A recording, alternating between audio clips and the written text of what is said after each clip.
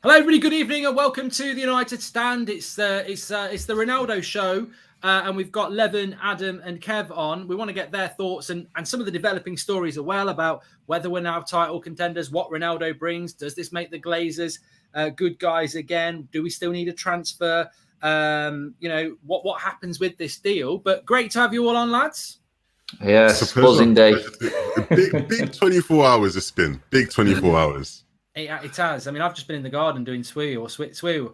People think I'm trending to be a bird because I'm jumping up in the air and going swoo. I don't know what he says. Is it swee? Is it swoo? See? I don't know what he says. We'll find out. He didn't used to do that back in our day, did he, Kev and Adam? No, not that I can remember, mate. no, you weren't doing that back in those days. But look, let's start off. Let's get all your individual thoughts on this because it's fantastic, obviously. Kev, you're in the top. Go on. You're in that fortunate position like me and Adam. We remember what Ronaldo was to United. Levin, you'd have been in not quite in nappies. I wasn't in nappies. Relax. This is the thing I've been saying to you because I have seen that conversation where it's like, because there have been people who are younger than me and I'm thinking, you definitely don't remember Ronaldo. But me, that's when I was like learning football. Do you know what I mean? My most impressionable years. Like I'm learning football. I'm seeing United. I'm seeing Ronaldo.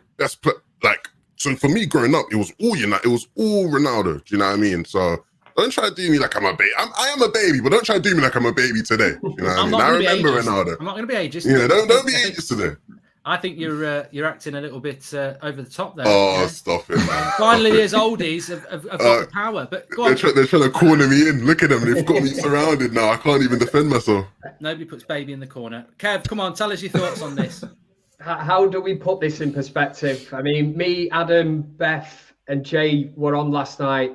What a 24 hours. And listen, anybody that thinks we were overreacting to the news, all we were doing was basically commenting on the news that was coming out yesterday. And don't tell me that any Manchester United fan deep down probably thought that this today was going to happen. The way that this transfer's moved has been unbelievable. Yesterday, I get home, I'm on my phone, wife comes into the kitchen, and she could tell that it was some kind of bad news. And then I'm looking at my phone, she's like, what's up with you? I was like, Ronaldo's going to City. It was almost like getting news that, a loved one or a family member had literally had weeks to live or something. And then basically today, it's like, no, you've got the all clear. Today has just been so uplifting. I cannot believe that Cristiano Ronaldo is returning to Manchester United. There for his debut in 2003 against Bolton, memorable day. I just remember coming away from Old Trafford and thinking this kid is going to be special. There for his last game in Rome, 2009 Barcelona Champions League final when we sadly got beat. To be able to see, him come back to Manchester United. And listen, that anyone that's comparing it to the Alexis Sanchez, the piano player and all this, we've just muscled City out the way. This is totally different. And this is things we picked up on last night. Ronaldo, whether he debated it or not, would have ruined his legacy at Manchester United to go to City.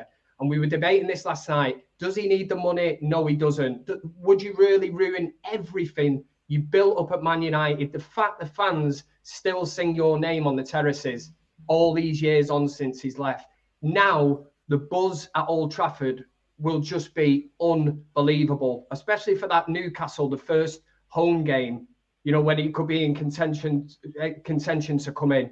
Unbelievable. And honestly, I've never felt so emotional about a player signing for Manchester United, regardless of his age. He's still got it, still world class, and he makes Manchester United better. I'm sure there'll be people going, can he play central defensive midfield and all that? But listen, you just cannot pass up on the opportunity to bring Cristiano Ronaldo home to Old Trafford. No, perfect, Kev. I totally agree with you on that. We'll go to you next. We'll go to Levin. Let's not let him feel out. I'm going to pose a question whilst you tell me about how you feel about this signing as well, for you and Adam as well. So we're hearing that the number 7 shirt is not available because Cavani, by Premier League rules, has to keep it unless the Premier League gives special dispensation or Cavani leaves. Tell us what you're thinking about the Ronaldo signing, but, is it possible that he cannot wear the number 7 shirt? I don't think it should be. I'll start off by saying that I don't think it should be because look, at the end of the day, this is bigger than, you know, the Premier League in a sense of, you know, the CR7, that sort of brand. It, you know, it transcends beyond just the sport of football itself. It is so massive. It's just such a global thing that it wouldn't make sense. I'd assume they do everything possible to do it. But obviously, before we even get to that, the deal itself, look, I was very similar to Kevin, that, you know, you see the news and you are very, it hurts because, like I said at the start of the show, I grew up idolizing Ronaldo. Like, I'm in the playground with my friends in primary school. Like, I'm Ronaldo. Like, I'm trying to be Ronaldo on the pitch in like primary school playground. You know, and so as much as I was there saying, at the end of the day, if he has to go to see, because he wants to leave Juventus, that I know people who support Juventus, they told me that situation was a bit messed up. So I understood he was going to always leave Juventus. It was just a matter of, if City's his only option, I wasn't like even burning at that. It was just more so two things. It was the romantic aspect I have of Ronaldo in my head would be gone, and rightfully so. Like, you know, it would have just died just like that. And two, the frustration. I made a tweet about the frustration that it didn't even seem like United was an option. You know, if he had both options and picked City, that's a different story. But I was frustrated that it just didn't even seem like he had an option, and I was like, yeah, well, hold on a minute. Why aren't we trying? I understand. Yeah, we have Cavani. Yeah, we've signed Sancho, Varane. We need to sell to, but you know, this is a whole different scenario. You can't anticipate this. And from the reports that have come out, they didn't anticipate this, right? He wasn't in our plans. That's clearly why the number 7 situation's a bit rocky right now. But I'm excited to have him back. You know, what it brings to our team is immense, and I can't wait to actually be able to break down specifics and all these kind of things. I'm sure we'll get to that, but just having him back is brilliant. It's a brilliant. That's the great thing. I hate the international break, but we've got 2 weeks of talking about how we're going to use Ronaldo, and how, you know, it is going to be great. And I do think I agree with Levin. That's one thing this morning. I mean, look, fair play. Rio Ferdinand did the eyes, and I said he better fucking know something, because he's going to get punched in the eye if he's, you know, this is proper. This is proper emotions, and when he's doing the eyes, you're like, don't piss about. You better not be pissing about. And then I got a couple of things from people, and they said, I don't know what it is, and I'm not going to tell you say it's United, but something's going on. And then you know, that's when I tweeted this morning and said, look, I'm 100% convinced if United are in, City are out. You know, because he won't choose City over United. All that needs to be is United are in. And as soon as that press conference, Adam, came out from Ollie, and he said at the end, Ronaldo knows if he leaves United, we're here. I was like, goosebumps time. That is absolutely it. Yeah. I mean, tell us how you're feeling, but also I want you to touch on as well.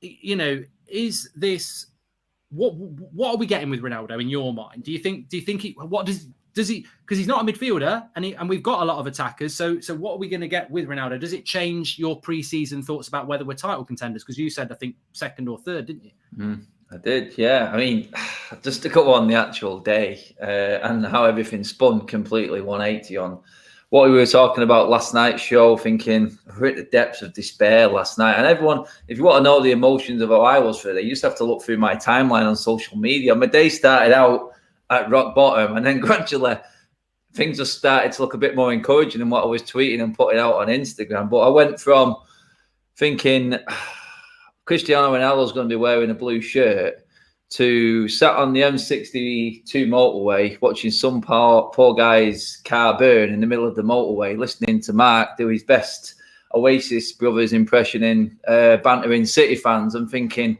how did this day just go from that to that? I was like, I'm still coming to terms with what has actually happened, because you touched on it then. The sheer speed of a deal of this magnitude it just absolutely blew me away. But when you broke it all down, it completely made sense. We were just talking about the Glazers, and now it made no sense that the Glazers weren't in for Cristiano Ronaldo. You think about all the retro Ronaldo, CR7 merchandise, what we would lose in the club that's there now if he signed for City, because all that would go on. I'm thinking, I kept saying to myself, and I said it after last night's show, saying, no, something. And I remember messaging you, Mark, I went, something's got to happen here. I just cannot see United not doing anything right now. And then literally as soon as we had that conversation, it just escalated to a completely different level. It was just like bang, bang, bang, bang. And he's in the door, through the door. I actually remember tweeting Ollie saying, I can't be bothered listening to his press conference because I was expecting the usual we're happy with the squad sort of talk, and we've done good business. And then, like you, Matt, when he said that, I was like, whoa, Jesus, what? This is actually going to happen now. I'm thinking, what? Something has to have happened behind the scene. But going to Ronaldo and what he brings, 32 major trophies, a winning mentality, an inspiration, someone for the young kids to look up to, leadership, and never say die attitude. He's coming into this football club to win trophies with Manchester United. It's simple as that. Ronaldo doesn't go anywhere unless he knows he's going to win trophies. He's not going to expect some mediocre second-rate performance when things are not going right. He's going to demand standards from these players. And I looked at the squad now. I said, we can actually say that Manchester United have got world-class players now in our team. You could Bruno, Pogba, Cavani, Ronaldo, Varane. You could even put Maguire and Shaw on the cusp of that after their performances in the Euros. I mean, this squad now it can only feed off what's in it. And there's no excuse for us not to win anything or to be going for absolutely everything now. Ronaldo to that. I know he's not a midfielder. He's not what we needed. But does he now force Ole to change tact and play a different way rather than feel like he needs the two holding midfielders?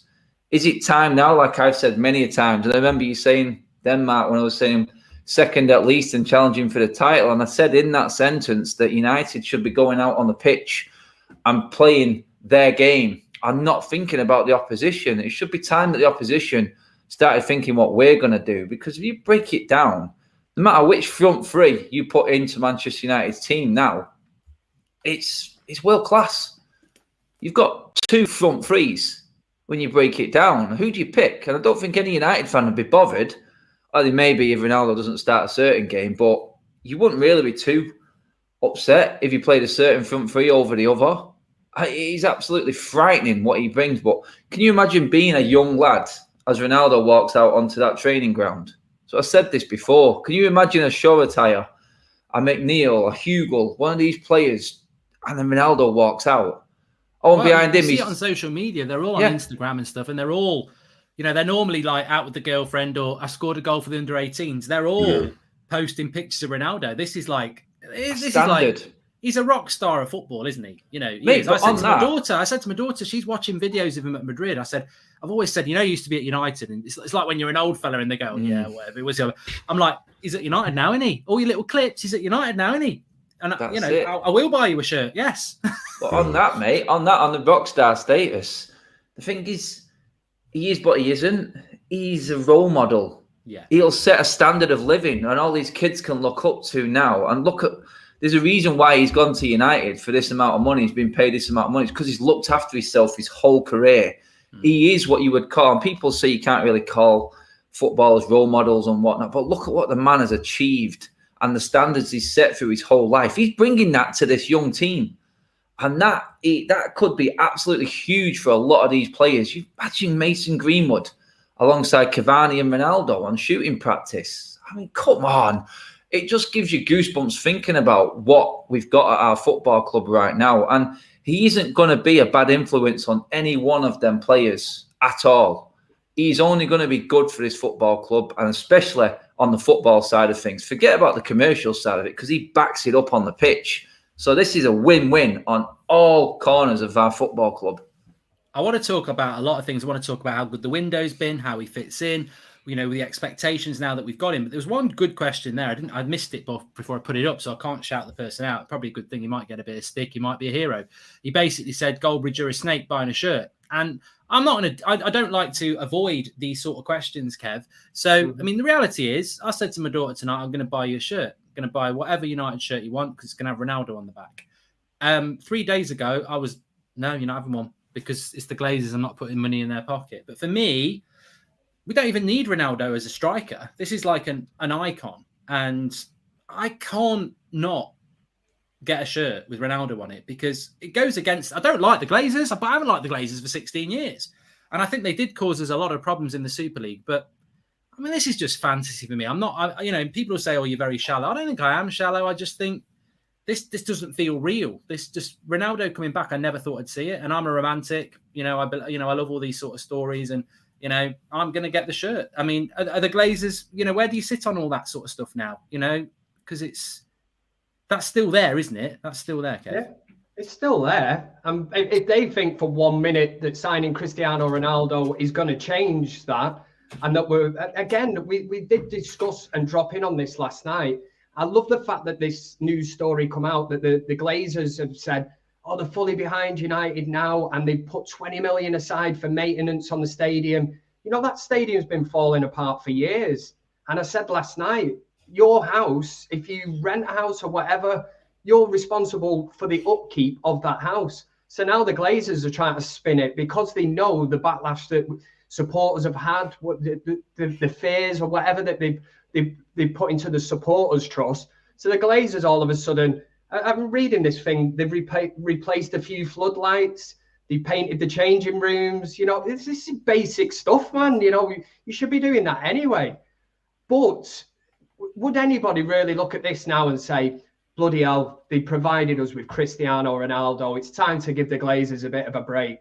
No, because when you break it down, they've put $1 billion into the club. Well, no, they haven't, because they've taken $1 billion out. And if you look at the figures involved with Ronaldo today, the stock exchange on announcing Manchester United have signed Cristiano Ronaldo, United's share price, or the worth of the club has gone up nearly 200 million. Yeah.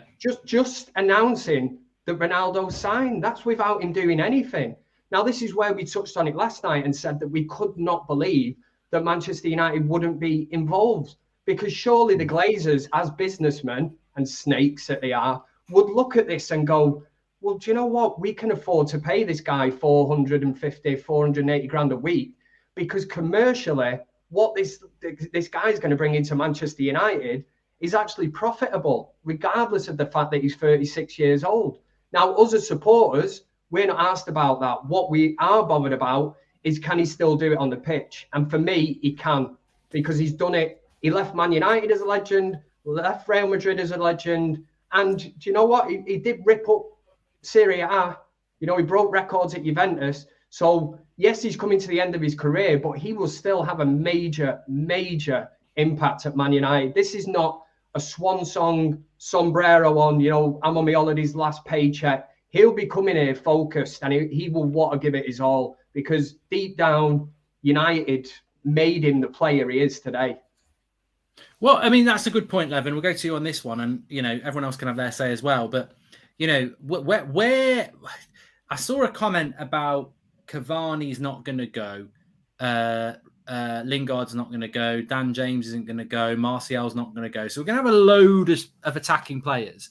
And it was something that's going to be a long, hard season. There'll be plenty of games for everybody. Well, I can't envisage a situation where Ronaldo's sitting on the bench against Norwich at home, so Cavani can run out. Because one thing Ronaldo is, he likes to score goals, and he's very, very fit, so he'll want to play every single game. What do you envisage is United's best front three? Because we know Bruno will play at 10. And what do you think it means for those players that, you know, the Martials, the Cavani's? Because we've only got 3 days to get rid of them. Yeah, when it comes to the whole, you know, everyone's getting game time, this, that, like, I don't even know why that's being said or brought up. Like, we can't afford to do that. We have, 9 attacking players for those 3 positions. That is way too much. Like, that, even if you're looking at some of our top sort of competitors in the Premier League and Europe, like, that is just way too many people who are in rotation, and really you think to yourself, well, a lot of you guys aren't really getting game time. And with some of them where they haven't gotten game time, we've seen what happened in the past. Like when Lingard wasn't getting game time, he's gone out on loan, you know, like these kind of things. So that to me is very, very confusing. When you just look at just evidence of what we've done in the past, there isn't really that much rotation there in attack anyway. You know, the same people, if you're in form, you're playing, you know, and certain people now, like Ronaldo does just play, you know. Part of the reason why, you know, him leaving Juventus became a thing was because Allegri almost took a different approach where he, you know, there was those confusion about whether he would play. So, you know, Ronaldo plays, certain people just play, they command their spot in the team. Our best front three, it's a difficult one, because I'm very interested to see how tactically we adjust to this, because as much as Ronaldo guarantees you goals, he gets into the team, there is something to be said about the style of play he has now compared to what he once was. He's not the same footballer he once was. He's very, very good in other ways, and he's adapted, he's changed. How does he work with Bruno and whatnot in the team, and the way he wants to play? That becomes a different question. And so it makes me think to myself, maybe you'd play like a front three of Pogba, Bruno, Sancho, you know, and Ronaldo. To me, is the one that I think probably makes the most sense right now. Obviously, you know, Rashford comes back, he probably plays. So, you know, there's a lot of experimentation to be done, which is a good thing. Ollie can't really afford to experiment. He's going to have to. He can't really afford to experiment. Like, I'm not going to be happy. You know, if he plays Pogba one game, Pogba works out, but then Rashford comes back, so he thinks, oh, let me try Rashford, see if it works, and it doesn't go well, and I'm looking at City and Chelsea and Liverpool all winning game, I'm not going to be happy, I'll be real. So you can't really afford to experiment, but he sort of will have to now. Still, though, you sort of look at it and you just look at all the talent and you think to yourself, bloody hell, we do have a load of really good players, and that is exciting, but look, there's still problems to be addressed in our team when it comes to the link between the midfield and the attack. Ronaldo will guarantee goals. We know that. You know, the experiment at Juventus didn't go how he would have wanted it to go. In some aspects, there was failures there, definitely. But even through the failures, per se, at Juventus, he bagged goals. Like, he is just a goal scorer. And that is something that we've now just added, where he can win you games where, you know, you're dragging out games, you're trying to drag out results, you can't really get a goal. He's a guy where he will get you a goal. Like, he will get you a goal. So that does help us in that sense. But our best front three, we're going to just have to find out really what Ollie wants to do with the team. It is like, you know, when you're on social media and your brain's processing, you know, I'm listening to you all and I'm thinking about things. And the reality is, Adam, that, you know, I'm 100% confident that probably this time last night, United started thinking, shit, I don't, you know, I've heard that we were in for him yesterday lunchtime. Nonsense. I really think it was wake up this morning and try and rescue this deal. And therefore, you know, people saying Cavani's staying, Martial's staying. How can they even have thought of that when they've literally woke up this morning and tried to desperately get Ronaldo? And they've done it in a day. They have done it in a day. It's absolutely fantastic. And it brings a smile to the face. But it does make me think that, look, you know, I think we've done this deal because we should have done this deal and we had to do this deal. But I think now it's like these conversations we're starting to move into are actually, I don't think Ole Gunnar Solskjaer yesterday morning thought he'd be getting Ronaldo into this team. And I don't think, you know, the midfield is still a problem, but I don't think that Ole, even this morning, thought, oh, this is where I'm going to play Ronaldo. This is what I'm going to do with Cavani and Martial. They are problems. They're bloody brilliant problems to have. But we've bought Ronaldo because basically we didn't want City to have him. We didn't think he was going to move. And we just had to do it. You know, we didn't technically need him. It's one of those deals you have to do because it's Ronaldo. And that will present problems about what we actually do with him. Yeah, some people said we didn't need Sancho, mate. And now we've got Sancho and Ronaldo. Yeah. I mean, but you look at it now, I'm thinking back. And I was at Southampton, obviously, at weekend. And the last time I was there at Southampton, Man United were relying on a front line of James, Rashford and Martial. And now look where we are. That's our second string. All of a sudden, in the space of 18 months, we've got a completely different option going forward. This is what Manchester United used to be when I was growing up. If you didn't play well, then you were fearing that you were going to be dropped the next game. That's what it was at Manchester United. Look at people say the best partnership that we ever had up front was Cole and York. Yet, if one of them had a bad game, Solskjaer and Sheringham was coming in. We found a way to deal with it. Yes, we are missing in midfield, but I'm looking at it now and I'm going, with that forward line and the amount of players we've got in this team, then how do we balance getting everyone game time? Well, we just say, look, guys, we're going for every single trophy that we've got available. It's the only way. I don't expect to see Ronaldo and Cavani starting in the Carabao Cup, but I don't mind seeing Greenwood, Martial and Rashford on the odd occasion playing together as well, because that was our A-list not too long ago. And let's not kid ourselves. That is still a formidable strike force. And now these players are going to be looking up, guys. And Mark, we said it. And I don't know if you was in on the conversation, Kev, but I mentioned it, that Martial, Rashford, these players, Pogba, they've been here 4 or 5 years now. And they've had a chance. And they've been part of, not all their fault, they've been part of this failing era under Manchester United. And now all of a sudden, their places aren't guaranteed in the team. And it is a massive reality check. It's sink or swim for them players right now. If I'm Marcus Rashford, I'm looking on the sidelines going, thank Christ I'm 2 weeks ahead of schedule and I can actually be in around this group here, because Got to work. if I don't come back firing, I'm not going to be starting. It's as simple as that now. There's too many players, and if he insists on playing Pogba in that front four, oh God, you can just you're taking another spot away, aren't you? We're all hoping that Pogba maybe slots back and one of these guys can actually get a place in the team, because I love Rashford, but I don't see him starting a game when everyone's fit. That's how I look at it right now. I honestly don't think he will, because I think he'll try to push Pogba forward. I think Sancho's a definite starter, and then how can you drop Greenwood out of all this? We've not even mentioned his name. Yeah. Well, I just think it's going to be really interesting, because Ollie has favourites, and there's two things he's going to have to change on. One, I can only see he's always going to pick Bruno. Rashford he's always going to pick. He's going to have to always pick Ronaldo, which means the only spot's right wing, which he spent 70 million on Sancho. So for me, it's Rashford, Ronaldo and Sancho every week with Bruno, with a little bit of rotation, which means he's got to put Pogba back into the midfield. But then what are you doing with Cavani? What are you doing with Greenwood? What are you doing with Martial? What are you doing with James? What are you doing with Mata? What are you doing with Lingard? I mean, we haven't sold enough players. But I suppose, I mean, we'll ask you about this, Kev, as well.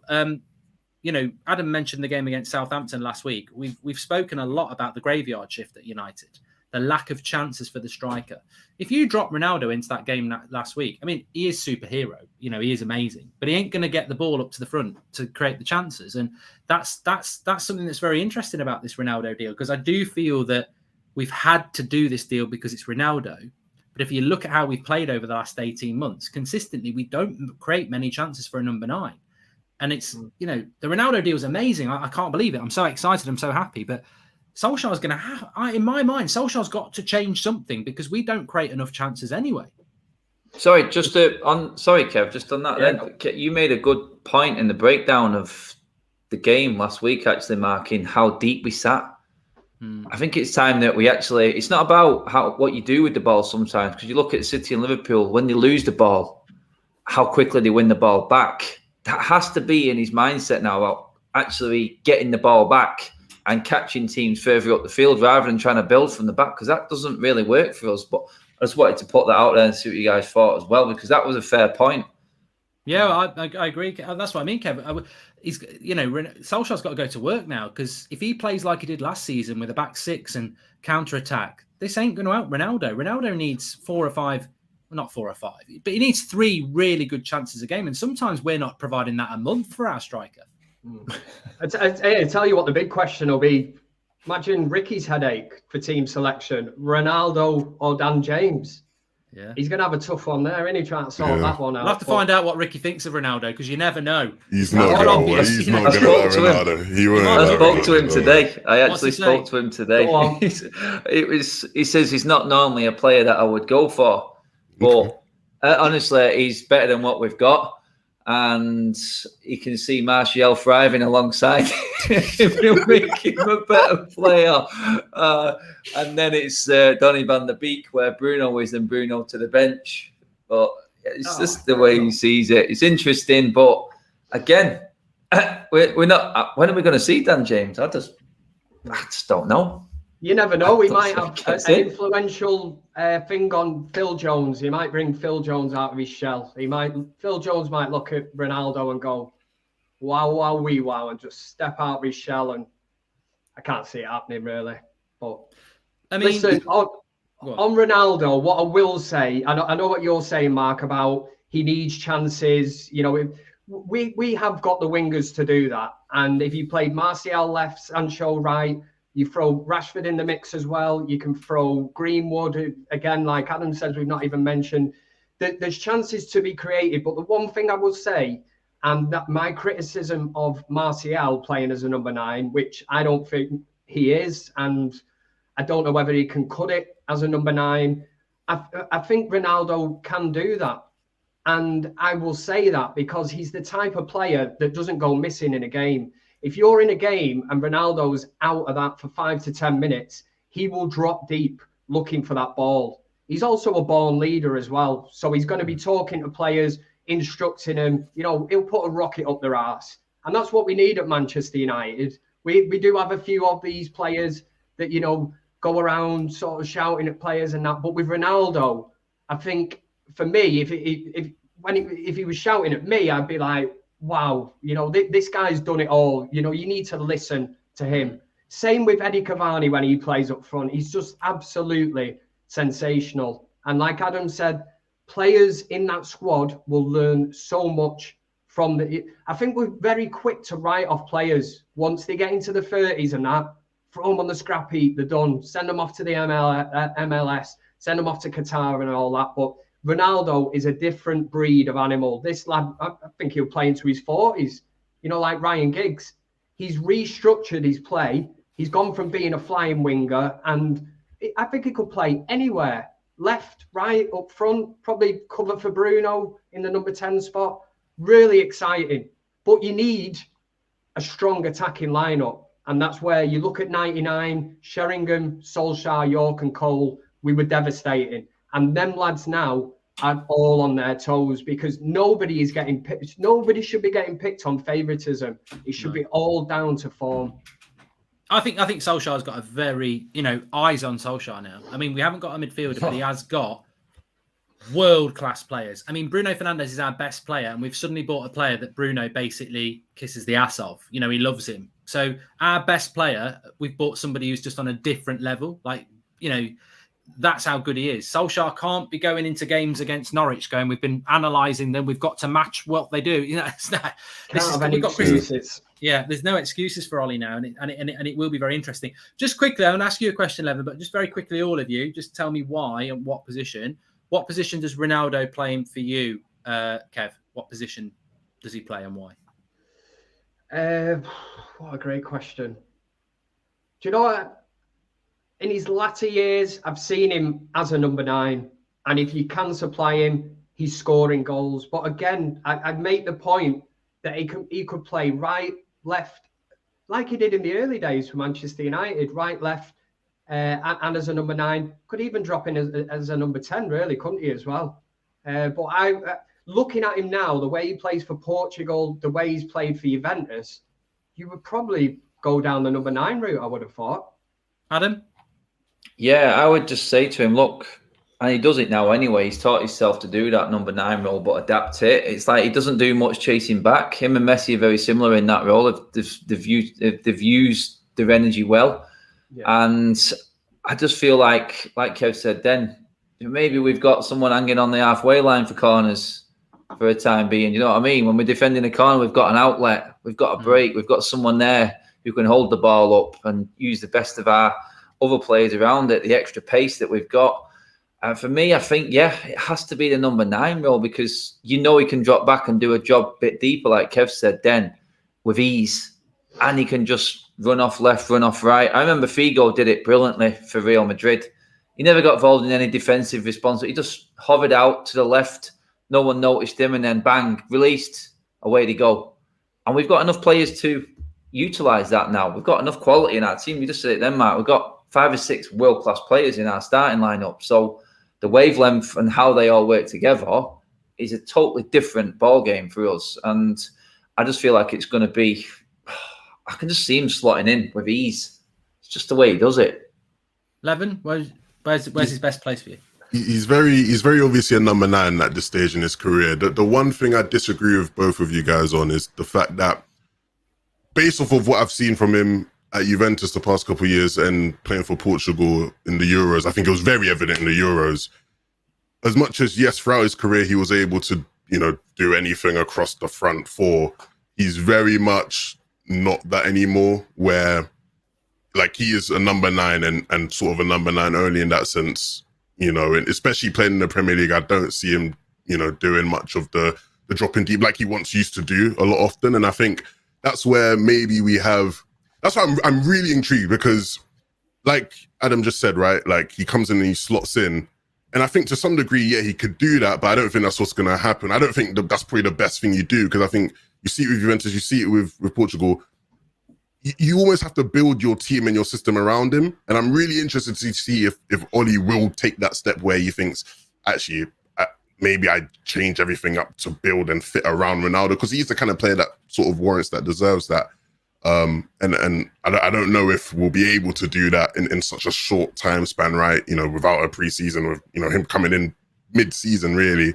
I'm not sure if that will really happen. But no, very, very much a number 9 and very much, the best number 9 you can get in the world in my eyes. I think him, Lewandowski, right, and whoever else you want to throw in that conversation, but he is brilliant in that position. I certainly think you've hit the nail on the head there. I think this has thrown a very happy cat amongst the pigeons, because this is not what Solskjaer thought yesterday morning. He didn't think this was going to happen. And now he's got one of the world's best players that he's got to build his team around. And he hasn't been working on this in pre-season, no chance. So, the number 7 debate's good. The captain debate's good. How you use him is good, because we had to do this deal. There's nothing wrong with it. It's an amazing, happy deal, but it's not what Solskjaer was expecting or planning for. And he's going to have to get the best out of him, which means we're going to have to play in a different way. He needs to be getting crosses into the box. He needs to be getting chances. And for me, he's a number 9 simply because he is not the player he was 10 years ago or, 13 years ago when he was at United. And he's not got the legs to do that anymore, but he's still a fantastic world-class striker. And he's not the player that wants to be the creator either. He wants to be the finisher. He's earned that right. Yeah. He's a 5-time Ballon d'Or winner.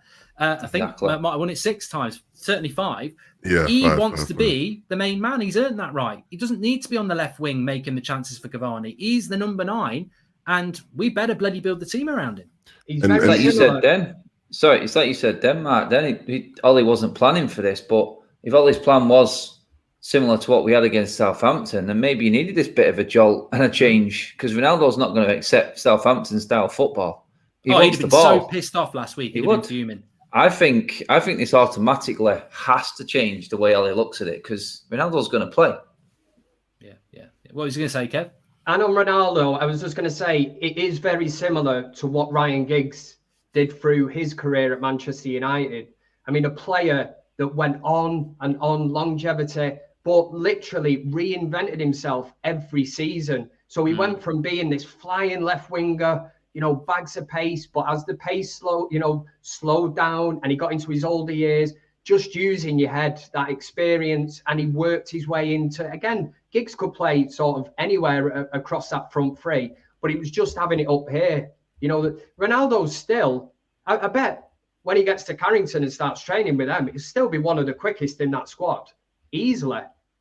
Well, he's beating Phil Jones. Was it the goal he scored against Germany in the Euros, and he analysed it from his own box to the 6 yards box, tapping a goal in for Portugal. It's funny what you said, Adam, actually, because he won't be stood on the halfway line. He'll be defending corners because he's so bloody good in the air. He's ridiculous in the air, isn't he? And we're not. So he'll definitely be back for corners, having to run up to the other end. So I don't think his fitness is a problem. There was something, I've mentioned it before, he did something about 3 years ago when he was like 33. And he had the fitness level, I think he was actually 34, actually, and had the fitness levels of a 26-year-old. Now, he's almost an experiment in himself as to how long he can go on for. But that leads seamlessly into what I was going to ask you, Levin, from what Kev was saying there, because I'm sure many of us have watched the overlap interview with Keane and Neville. If you haven't watched it, it's a brilliant hour. I think it's on YouTube, actually. And Roy Keane basically said that, they were drinking and stuff in the days when he was playing with Incy and stuff like that. And he really should have played till he was 36, but he retired at 33. And he said that basically, I should have played till I was 36 at the highest level, maybe even 38, because, I was naturally becoming a holding midfielder, and it's the easiest place to play in the pitch because all that's about is experience and positioning and passing. And, funnily enough, Kev mentions about Giggsy there and Ronaldo adapting their game. This leads seamlessly because CDM, we haven't got one. We saw last week, like Adam said, we've all said it. We haven't got a holding midfielder. You were on about, this is Fred's chance. Everyone was saying how good he was for Brazil in the Copa America. Is that because the Copa America is shit, or is he actually going to do well? And the reality is, I think we got our answer. I think we found out. Yeah, we got our answer. But I want to ask you, Levin, and we'll bring everyone else in as well. The transfer market now, Ronaldo, Sancho, Varane. I mean, you can't argue with those names. What do you think of the transfer market now, tonight, having Ronaldo? Does that just make this, this is just amazing, or do you look at it and go, oh, you know what? we can't win the title unless we've got a midfielder, because we are looking at Fred, Matic or McTominay. That's all we've got in that area. Yeah, like I'm sure that the discussions around whether we're good enough to win the title now will start to come through once the excitement dies down a bit.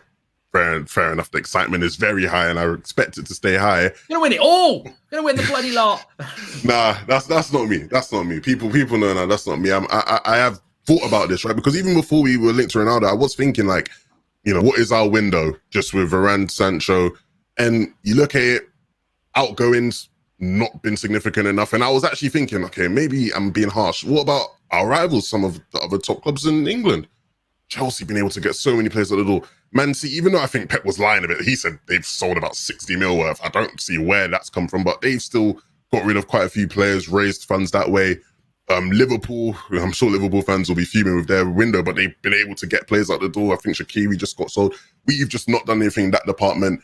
Then when it actually comes to solving problem areas, we've solved a couple problem areas. We haven't solved all of them, right? Whereas some of these other teams have solved their main problem areas. Obviously, City, messing out on how many players who they could have solved their issues, but they didn't. But it's Manchester City, so who cares? Our window's okay, and our window looks better, especially now we've brought Ronaldo home, and that's so exciting. But it's not the perfect window. It's not been that. Like, that is the truth. It's not been the perfect window. It's a window I'll never forget, and I think it, in many ways, is our best window we've had in ages, absolutely ages. Definitely the best window we've had since Alex Ferguson's gone. But there are still things where you're going to look back, and we will see it during the season. I'm not trying to be, overly negative or be a Debbie Downer, but we will see it in the season where not having the midfielder in is going to affect us. You know what I mean? And these things will just happen. But I am happy about the window, but it's not 100% 10 out of 10 window. Definitely not that at this stage. It wouldn't take much now, would it? Let's say United could come to some agreement, let's say with Ruben Neves, right? If we just said that we throw him into the mix, right, and we can get him for 30 million. If somebody would have said before this transfer window even kicked off that you're going to sign Sancho, Ronaldo, Varane, and Neves from Wolves, you'd be like, what are you drinking, sunshine? Because I want a couple of pints of that. Because you would look at that and go, that's an impressive transfer window. We're just here at the minute soaking it up, going, what is going on? I can't even take in the fact that we are actually bringing Ronaldo home. And you forget about Varane. We've unveiled him on the pitch before Leeds. We've not even seen him play yet. Yeah. We've not even seen much of Sancho. It's so much to kind of get excited about. But I know what you mean, Levin, as well. At the same time, it's like, well, he doesn't address, the midfield dilemma. We do need somebody in, but, there's still time. And if Manchester United did bring somebody in, again, wow, it would be impressive. Yeah, that's it. I mean, last time... player away. Sorry, Adam. I think we're one player away, and I think Kev's right. We're one player away from basically saying no excuses at all. I think at the moment there's no excuses not to do well, but if you get a holding midfielder in or a good midfielder, no excuses. But somebody just said it there, and this is something, Adam, as well, where we have, look, for me, it's an 8. Even with Ronaldo, it's still an 8 out of 10 because the 2 points that take me to 10 out of 10 are the holding midfielder and removing some of the deadwood. And, they still haven't done that, and there's no excuse. Somebody just said it then. We can't be far off the limit of the Premier League squad. Nobody ever talks about it, but there are limits. Size. And we have got loads and loads of players. And one thing, look, I don't blame Ollie for this because I think Ronaldo had to be done and he wasn't expecting it, and he'll be smiling more than anything. He'll be on the phone to Karaki. Can't believe it, Karaki. But the reality is, he didn't. I think this squad should have been cut before now, and I think we're in a bit of a bother because the squad's too big, and we do need a holding midfielder. But look, we all know the names: Dan James, probably Jesse Lingard. Juan Mata was kept. I mean, you think, why is Mata here? If he wants to be a coach, give him a coaching job. Don't give him a squad number. That's 3 straight away before anybody else.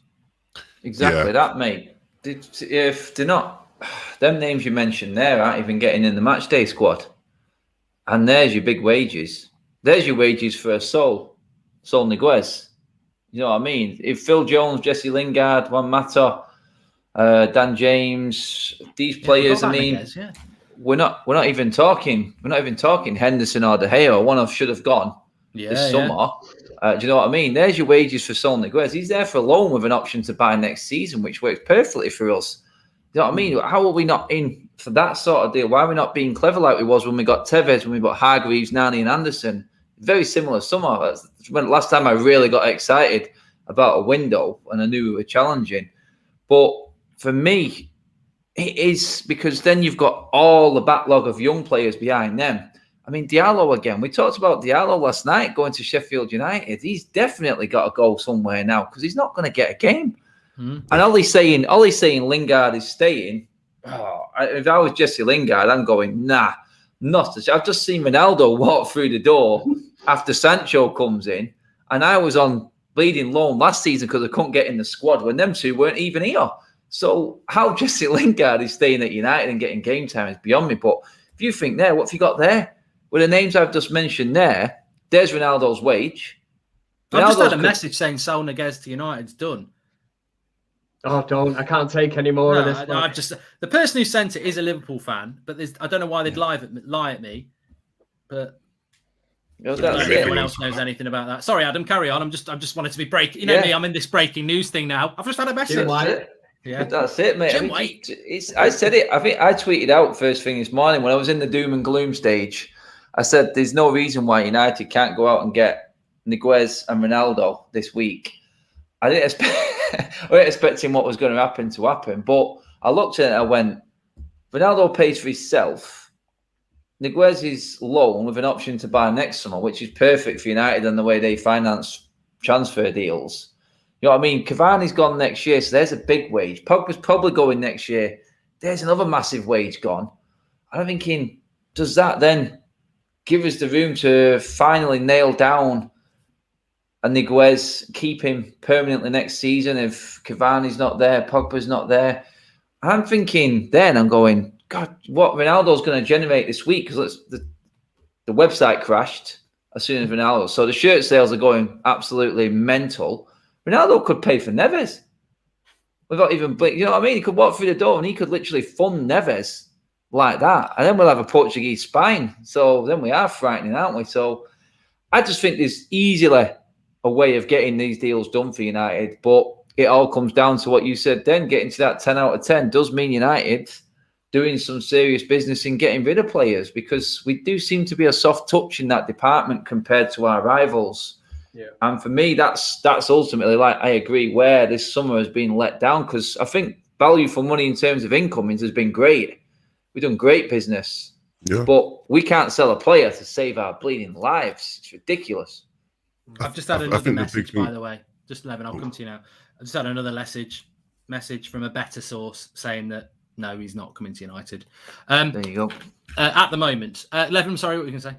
I was just going to say, I think a lot of it does become on whether the people in charge actually sort of have the impetus to do that. Because you're right? In many senses, the money we're going to generate in other departments from the Ronaldo signing could fund a flipping whole new squad in theory, right?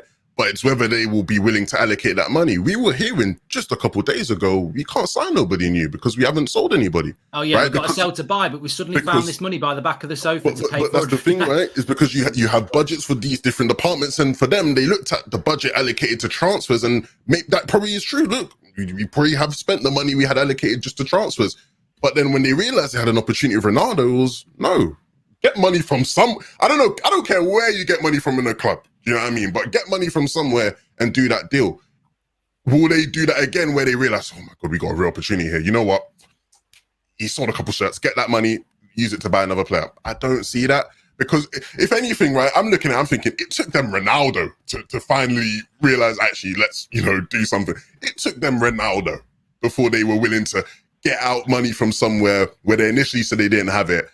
Are they going to do it for Ruben Neves? I wish they would, because we do need the midfielder, but I just don't see it. That money was, let's say the Sancho money was from last season. Man United bidded 100 million for Sancho. It was turned down. Right, forget about it. So they had that money last season. So if that carries over to this season, in theory, we've got him at a cheaper price. We've got him for 73 million. And we purchased Varane at say, I don't know, 30 odd million. 30 something, some Adams, so really, only the Varane money has come out of this year's pot. They had the money there last season, but Borussia Dortmund chose not to sell Sancho. We got him at a cheaper price. So the money is there. You know, that is balls or anything. If the Glazers are trying to say, oh, you need to sell Jesse Lingard, get rid of Phil Jones and all that, you know, it's United can and have done it. That's the main thing. And the Glazers aren't stupid. They know what Cristiano Ronaldo is going to generate for Manchester United. The whole fact that it's put nearly 200 million on, you know, the share price or whatever, the overall value of Manchester United today speaks volumes. It's I think weird it's really though, because interesting. Go on, then. I was just going to say, I think there's a really weird disconnect where, you know, earlier today when the deal was really advancing, you saw the reports about how like the Glazers feel as if, you know, this is the perfect thing to be a feel-good story after the Super League stuff, right? But then I don't think they realize how happy the whole fan base would be if they actually went out and bought a good midfielder. Like, I think they saw the Ronaldo thing and went, oh, massive superstar, fans are going to love us, they're going to forget all about the Super League. Like, and I think they probably don't see, Ruben, who's the NFL equivalent of Ruben Neves, right? Like, what sort of players they won't be thinking, oh yeah, that's great. I don't think they really realize how excited people would be if they actually went out and got that midfielder. Because I think if they did, I think it's a no-brainer that you go out and spend that money, whether it has to come out of the transfer budget or the flipping shoelace budget. I don't care what it is, but you know, you really do think like, how is this not clicked for anybody that you should go out and do that? That's where I'm concerned. Like, that's where my concerns are still with the Glazers. I still think they're shit, the Glazers. And, you know, lots of people will be going, oh, they're amazing, they're amazing. False promises. We're 24 hours on from them being responsible for one of the biggest cock-ups in our history. And thank God it's been rectified. But, you know, they've sort of exposed themselves for what everybody says they are. And I'll applaud what they've done today. It's absolutely amazing. But I'll never sit comfortably with the people who start going, oh, Woodward's a boss, Murtaugh's a boss, the Glazers are boss. I'm like, where have you been for 16 years? Like, they have done good things in the past, but the majority of things they do is badly. And what they've actually exposed themselves really today is that when they take 6 weeks to do Maguire and Wan-Bissaka, and they take all of January to do Bruno and we lose to Burnley, yet they can do Ronaldo in 12 hours, one of the best players in the world. They can do that in 12 hours, right? Oh, and we've got no money. But, oh, shit, he's going to Man City. We've got 50 million. You know, it's like they've exposed the fact that the reality is they've gone for Ronaldo today. Well done. Absolutely brilliant. But they've done it because they've had to bloody do it. And the best bit about it all is that if this was Roy Keane at Juventus and he was still really, really good, we'd have a CDM today. The fact that it's a striker is because it's Ronaldo. But we would have a midfielder if Ronaldo was a midfielder. They just don't. They don't. You know, I agree with you, 11. They just don't get it that buying players that the fans want will make you a lot more money than you're sitting on. Yeah, and it's like Romano said to you. You've done the shows on Romano this season, right? He constantly was saying the one thing I always got from them shows: United are looking for opportunities in the market. What do you mean an opportunity, bruv? Go spend the money. But with Manchester United, stop looking for these cheap. Because look, you actually look at all the deals we've done. Sancho, he was cheaper this year than he was last year. Varane, 1 year left on his contract. He wants to leave. Ronaldo, another situation where it's like one of the biggest superstars in the world, and he actually does want to leave his club. You can probably get him for a lot less. It's all opportunities. Like, stop with the opportunities. Just go and get the player. That is, you know. That is the thing, right? Cristiano Ronaldo, without a shadow of a doubt, what is it, 16 years the Glazers have been there? This is the most high-profile signing that Manchester United have made in their tenure at Manchester United.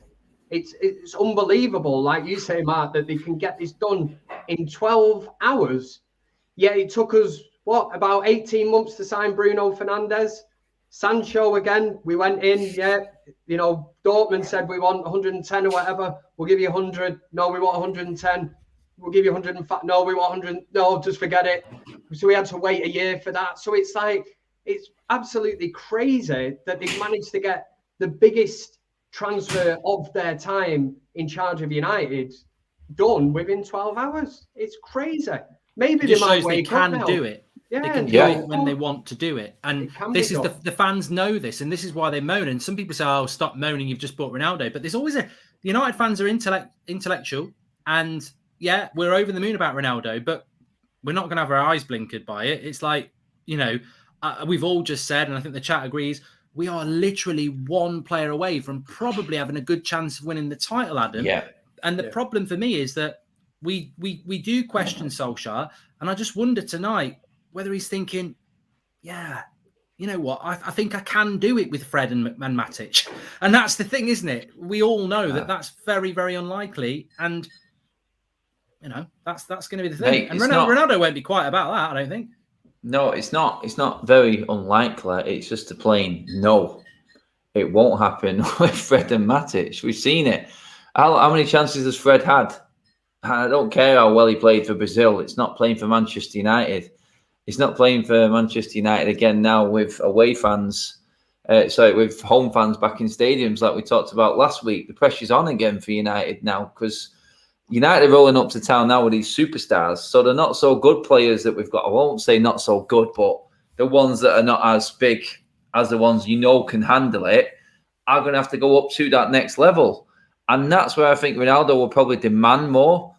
He may upset a few people, Ronaldo. I think he'll upset a few people. And who are you to argue against what he says, though?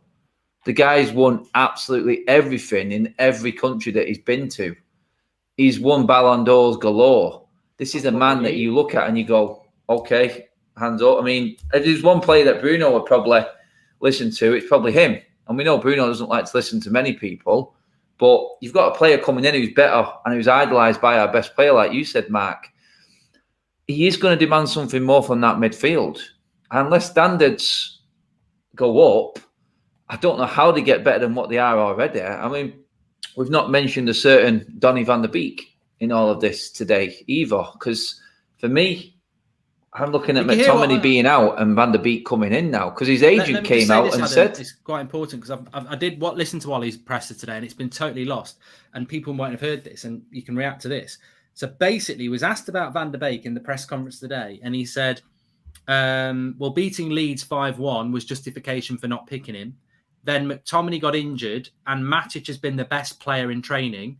So I picked in pre-season. So I picked Matic over Donny. It was close, but he'll get his chances. And we made a decision on Matic.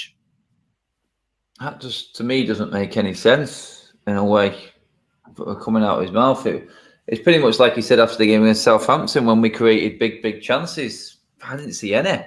I know what you're talking about, Ollie. I mean, if he was the best player in pre-season, surely he starts the first game of the season against Leeds.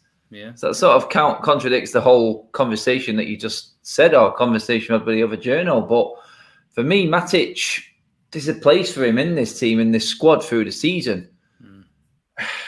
But I would say he needs someone in front of him more than someone at the side of him. That's what I think. I think we need one holding midfielder. Because I think there's too many chefs in the kitchen and McTominay and Fred getting each other's way when there's a high press on. For me, it just needs to be one. And then automatically the opposition are thinking, well, we can't go all in on this press because we can get bypassed easier if it's not a double pivot. So straight away, you've got to sort of think ahead of the opposition. And this is where Ollie's going to have to start doing it now. It scares me what you just said then because I didn't hear that. Because it just tells me that he's going to keep going with the two in the double pivot. And I don't think that's going to work with our forwards. And it was proved at Southampton at weekend that we just don't have that out ball. We don't have that out ball. And Matic is limited. He's tired towards the end of the game. And he was just getting exposed. Fred hasn't got the passing ability. And McTominay is somewhere in between them both. He's got the strength. He's got the engine. I still don't think McTominay's passing is good enough to take us to that next level. I really don't.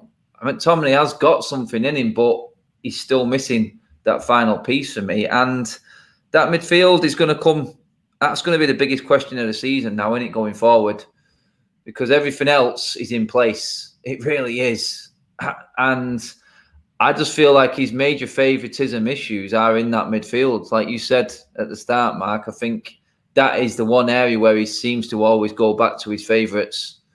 Yeah. And it will always be Fred and McTominay. And we'll see how Ronaldo reacts to it. We'll see how Sancho gets on. Do you know what I mean? Varane, he's the one who's got to be in between both of that. So Varane's got to deal with them yet as well in terms of passing from outside. So there's a lot of questions still need answering this season, and I don't think maybe halfway through the season we'll really know exactly what the plan is, because right now I still don't think, like you said, he knows exactly how he's going to approach it yet.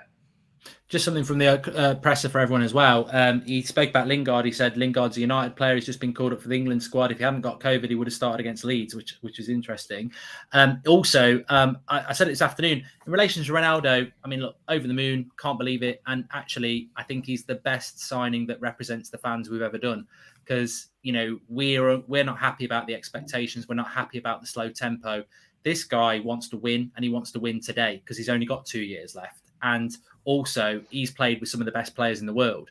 He will know, you know, fans can go, the tempo's not right. Ronaldo will know the tempo's not right from back to front. He will know he's not getting the ball quick enough, and he will demand it. So we've probably got the best guy in the world to come into that dressing room and tell Ali to fucking sort that midfield out because it's not moving the ball quick enough. Just to finish up on, I want to go through expectations now. It's only a couple of weeks ago. We're all giving our pre-season predictions for the season. We'll start off with you, Levin. With Ronaldo in this team now, obviously he won't be there for the Wolves game. What's your expectations for the season, knowing that Ronaldo comes in there? He's probably going to want Ballon d'Or, Champions League and Premier League.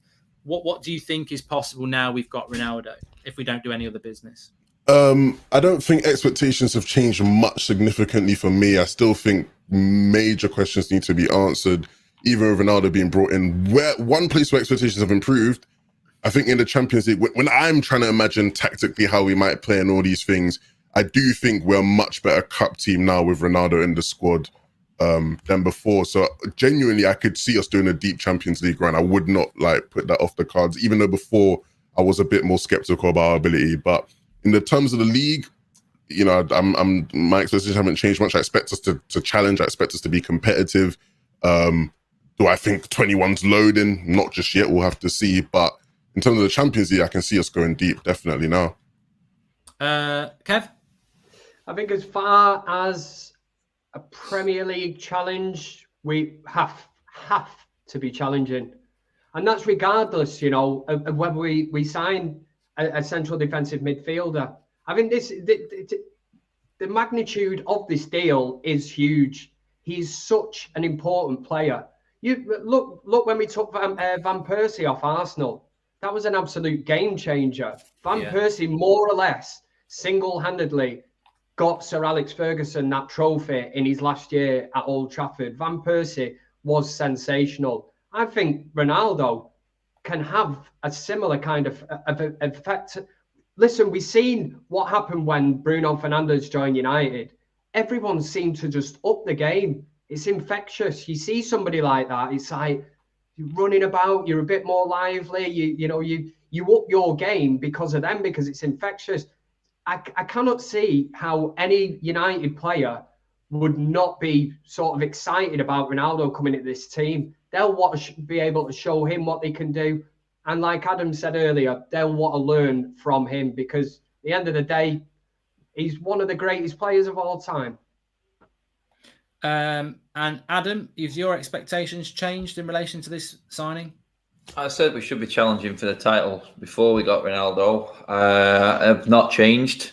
I do expect United to be challenging. Ronaldo's come here to win trophies. Ronaldo's come here with an expectation that United are going to be challenging on all fronts this season. And I honestly, looking at the transfer window, we've added with the 3 signings we've made, 52 medals of major trophies won. That's without any individual awards. We've added experience and a winning mentality to this team. It's not going to be long before it's either a make or break. All he has to find the right mix. Because these players, Varane, Sancho, Ronaldo, do you know what I mean? Bruno to that mix. We've already seen Bruno kicking off. His expectations are up there. Trophies. That's it. There's no excuse this season. Right? United should be in this title race minimum up to the end of April. We've got 80 goals in our league, just in the league, in that team and that forward line. We need to utilise that. We need to find the right combination. That should take us over 80 points, and that, I think, will be challenging for the title. Yeah, I mean, I think that's it for me. It's all eyes on Ollie. I agree with Levin. I think we're well set up for the Champions League. because Agreed. it's, but the league is about consistency. And we saw last week, bad selections, favoritism, negativity in the way we approach the game. And I think, as you said before, Adam, you've got Pogba, Ronaldo, Sancho, Bruno, Rashford, Greenwood. I mean, that's 6. And we've got more than that. And Cavani. Yeah, Cavani as well. Yeah. We will forget names. We've got that many. Yeah. But the clue is in the pudding. We're talking about Matic and Fred in the midfield, and then we're talking about them attack. I actually think his best form of defence is attack. Get Varane and Sancho playing on the halfway line, push your fullbacks forward, and press the shit out of the opposition and let the attackers do their work. Don't ever go to a back 5 or a back 6, because you're just gonna destroy what our best asset is, to score goals. If they score 3, we'll have to score 4 until you get that holding midfielder. I just think that's the way forward. I definitely do. And also, I just wanted to say as well, this is a good signing for Sancho, because we're not talking about Sancho, and the price tag of Sancho was a pressure for a young lad coming to England. I think Ronaldo just takes that pressure off and gives him that. True. I don't think people will be talking about Sancho as much now, because they'll be talking about Ronaldo. Yeah, brilliant. That gives him that thing. Look, it's been a fantastic day, and fantastic to get everyone on for a bonus Friday show to get their opinions. We've got a game on Sunday and then into the international break. So, hey, look, just quickly, lads, it's very massively important that we win on Sunday. We don't want to be, dropping more points and playing catch up with Ronaldo coming in after that. No, we've got, Pogba said it. He says 7 points. That's what the target is. It should have been more, but we have to go and beat Wolves. We've always struggled in the league against them. It's going to be a tough game, but I just feel like the atmosphere around the club again, I expect Varane and Sancho to start. That's going to be one for Ollie again to be judged on, but we've got to win that, because it just dampens the mood a bit if we go into that international break not beating Wolves. Well, look, thanks for coming on, Levin. Thank you for having me. I'm looking forward to seeing how Ronaldo fits into the team, what changes are made over the next couple of weeks. Intriguing. Thanks, Adam. Cheers, Mark.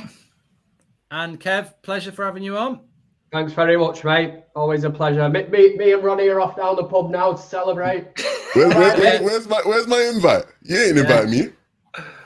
Oh, he wants to go for a Chinese, he said. Can't believe it. Play a night in. Take away tonight to celebrate then.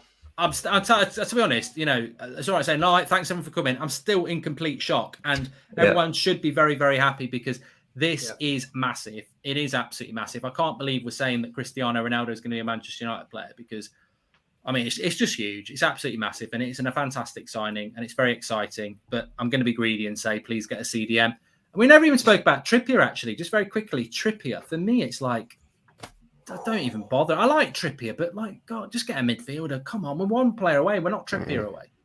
You've got another Portuguese right back there in Dallo, another who's probably idolised Ronaldo. Would probably go to another level again if you give him a chance in that team. What's Trippier going to cost? 25 million? Yeah, we're going to have to pay. We'll find another 20 million, aren't we? Because Dalot's going on loan. Right, we used to buy a bloody midfielder. He's not on free, is he? It's a great point, that Keep Dalot, get someone spend the money on a CDM. Exactly. Ruben Neves, 30-35 million. Camavinga, is he going to PSG? Well, they seem to snap up everyone, but you can get him for 35 million euro. He's got a year left on his deal. If you're serious about it, you go in there and go, right, we'll take him now, exactly like Manchester United did with Varane. Listen, maybe they got the bug for it now. They might go, well, listen, we signed Ronaldo within 12 hours, so the world's our oyster. Let's go for the lot of them. Let's get him. It is a great point, people talking about Trippier, because Dalot's going on loan. So where are we getting this 20 million from for Trippier? It just makes you laugh. But maybe Ollie just thinks the midfield's good. Maybe that is the thing. Right, we are going to end it there. Thanks everyone for watching. Have a great evening. It starts all again tomorrow. Tomorrow we're going to sign Kante. See you later. Hey, come on.